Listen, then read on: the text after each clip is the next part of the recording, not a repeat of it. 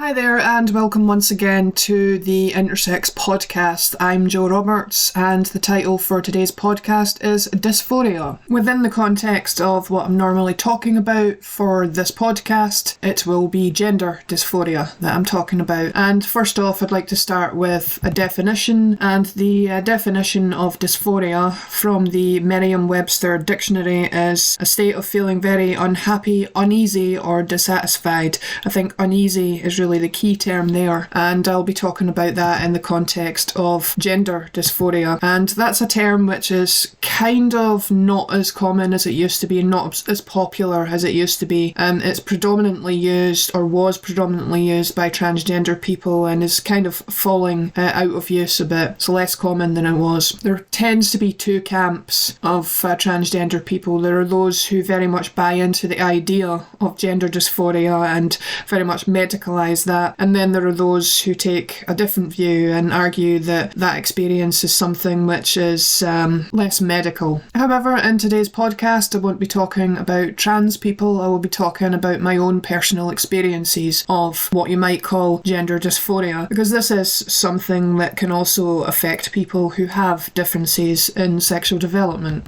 For those who are listening to this podcast for the first time, I'll give you a little bit of background context. I have a difference in sexual development. That difference is known in the medical profession as androgen insensitivity syndrome, which, to cut a long story short, means that because my androgen receptors don't work fully, my body cannot process androgens properly, and so instead of developing into what people would consider to be a normal biological male, I instead developed into a human being who had some physical aspects which were male and some physical aspects which were female. So essentially, with someone who has the condition that I have, partial androgen insensitivity syndrome, my phenotype was mostly female, that is the external appearance, and the genotype was male. So I have male chromosomes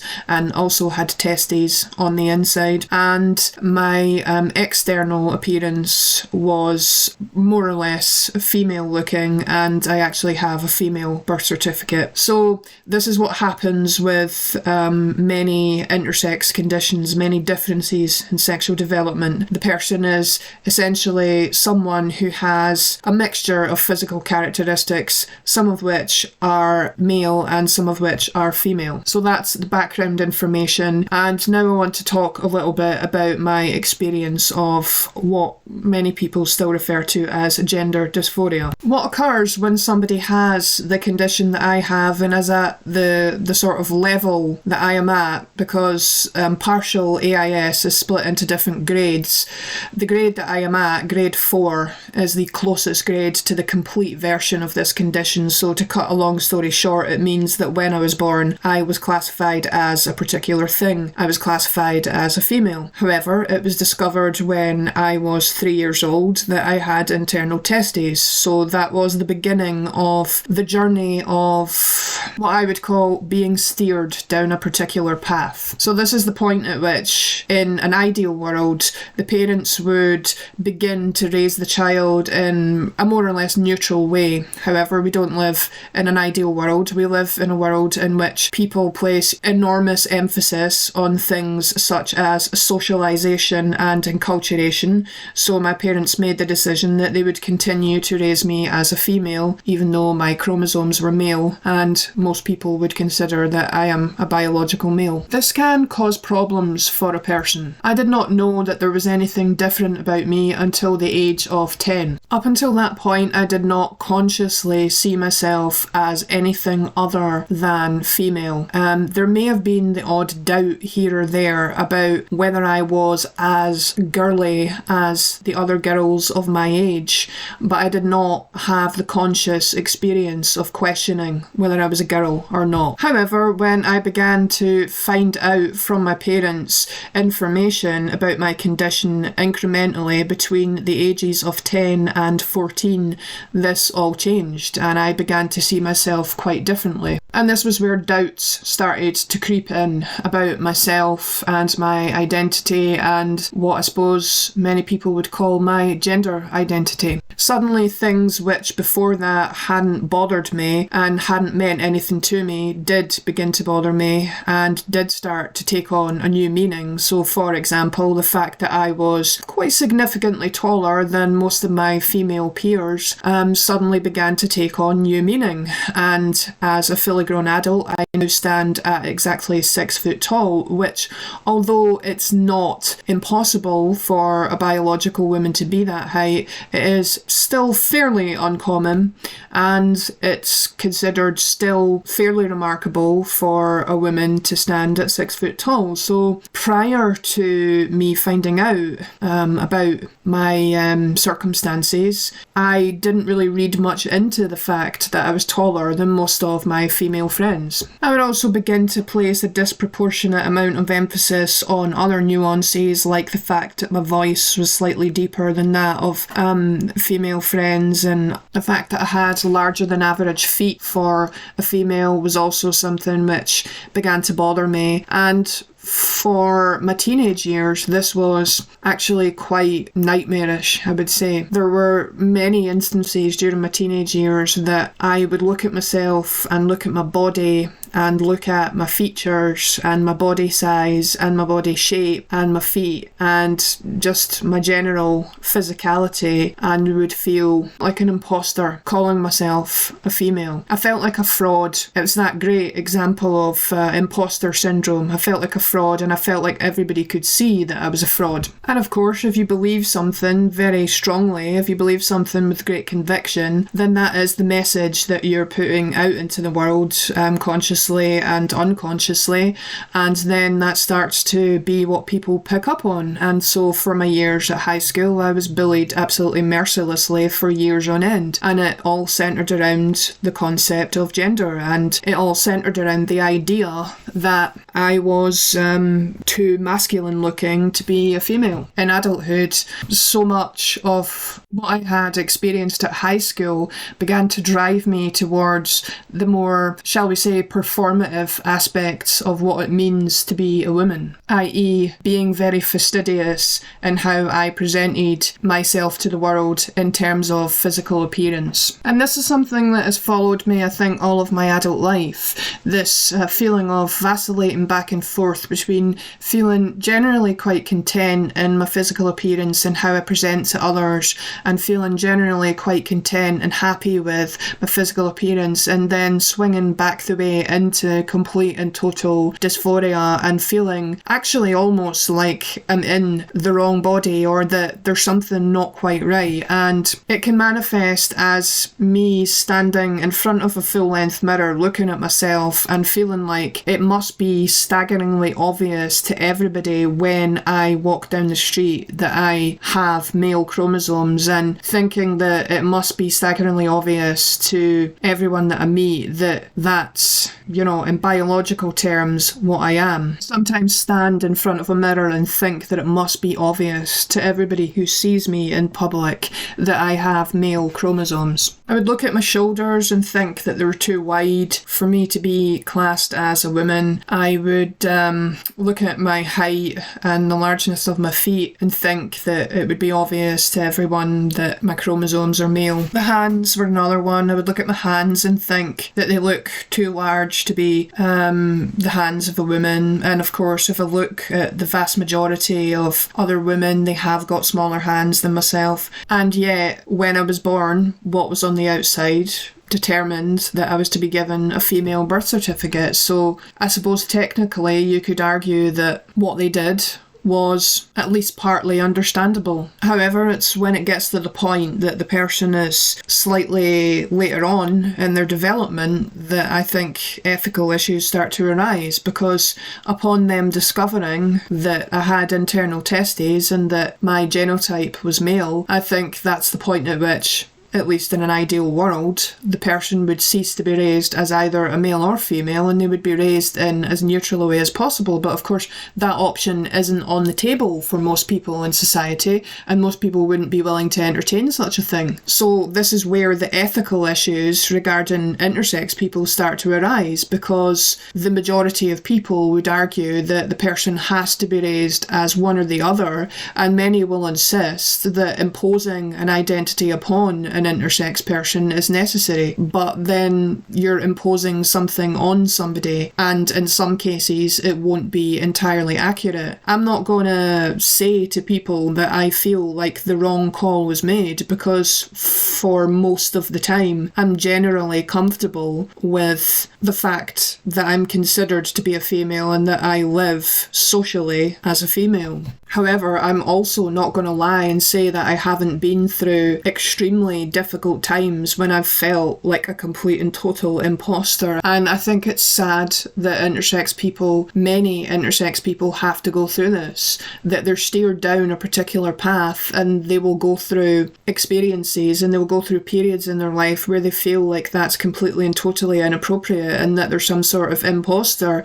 And what's even more galling and absolutely terrible about it is that there may even be other people that consider them to be imposters, such as, for example, the feminist Germaine Greer, who said as much in one of her books. Yet the person didn't even choose that. Intersex people in many instances, and we're talking about people like myself who were steered down a particular path, they didn't even get any say in the matter. They were steered down the path that they were steered down when they were children, and matters were taken out of my hands. Yet there are people like Germaine Greer who consider people like myself to be, and this is her words, pantomime dames. Well, I didn't choose that. I am just sticking with a path that I was steered down. It can almost start to feel like you're being punished over and over and over again relative to this subject. First off, there's the difficulty of actually being born this way in the first place. Then there's the moment that your family realise what you are. Then there's a point at which the decisions are made for you to steer you down a particular path, even when that causes horrific damage, such as the medical abuse which is carried out against you.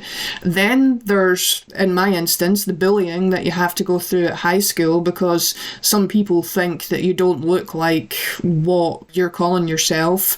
Then there's the inevitable unwanted and unasked for feedback from people like Germaine Greer, who more or less call you out as an imposter. It's almost like punishment after punishment after punishment, all because you were born different to most people in some way. I think the crux of the whole issue is the very rigid way that our society defines male and female, men and women. It defines those in a very rigid way, and it tends to centre around, as Sigmund Freud observed, things like the genitalia and reproductive function.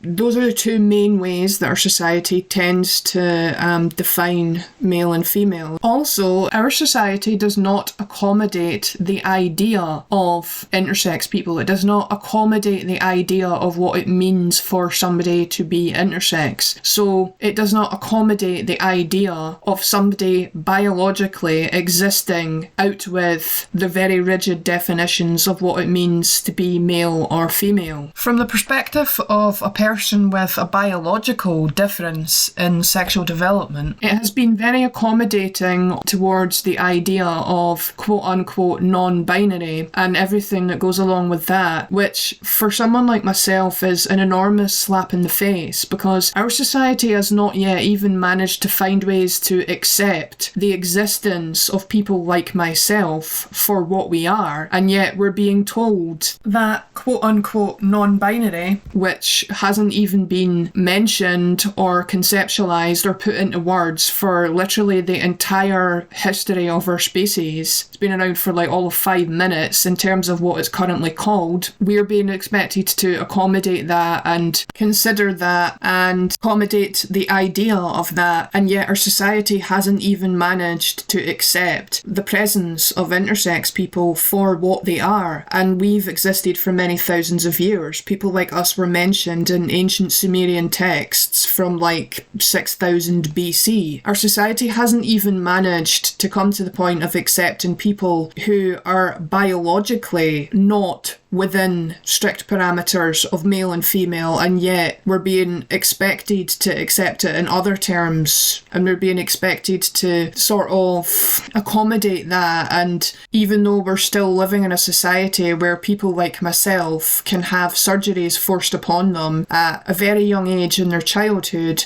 in order to make them more like a quote-unquote normal male or female, there's a massive amount of hypocrisy there. There's a huge double standard. Someone like myself can have surgeries forced upon them to make them more like something else, causing massive damage in the process and causing this dysphoria that I've been referring to, which comes and goes, but I've been living with most of my adult life. There's a sort of dual narrative going on there, a massive amount of unconscious behaviour, you might say. It's like someone who is born an actual biological male or female, or what society considers to be such, but then embraces this idea of quote-unquote non-binary in like conceptual terms, and it's nothing more than skin deep. It's purely conceptual. That's okay. But the existence of intersex people still has to be erased, and all traces of us have to be erased for the most part from our society. It's essentially what I'm arguing here, and I've picked up on this years ago, is that society is fine with androgyny as long as it's not biological. And ultimately that plays a massive part in creating this dysphoria, which many people like myself have to live with. And that's not something which makes me feel very good about myself. In fact, as I'm sitting here talking about it, I can literally feel the shame in my body. I think the absolute fundamental bottom line, crux of the matter, point I'm trying to make here is that someone like that, who was actually born what was considered to be a quote-unquote normal male or normal female, has more freedom to express their androgyny than somebody who is actually biologically androgynous like myself. And that stings, that hurts, and that is completely and totally unfair. That's the point I'm trying to make here. And also I would like to add here, please don't think that because I am the only one saying this, that point doesn't have validity, because nothing could be further from the truth. The experience of gender dysphoria, in my opinion, is a direct result of the way that our society socialises children relative to the subject of gender. In a society which defined male and female in far less rigid and dogmatic terms, gender dysphoria would not be a thing, or would at the very least be far less prevalent. That is the opinion of someone who has lived with intermittent gender dysphoria for their adult life. The problem is that most people in our society who are parents steer their children along gender lines in a very unconscious way. Most of these processes are backdrop. They are unconscious, so if you are to confront the average person who is a parent about the way they raise their child relative to the subject of gender, they won't even see what you are taking issue with. That's the problem. What's required here is greater awareness. People need to become more aware of their relationship with the concept of quote-unquote gender identity, and that's what's somewhat lacking in our society at this point in our evolution. The vast majority of human beings alive today do not have a very high level of awareness of their own relationship with how they conceptualise sex and gender. That's the problem. And that's why people like myself are still suffering as a result of all of this. You've been listening to the Intersex podcast. I'm Jo Roberts. Thank you very much for listening.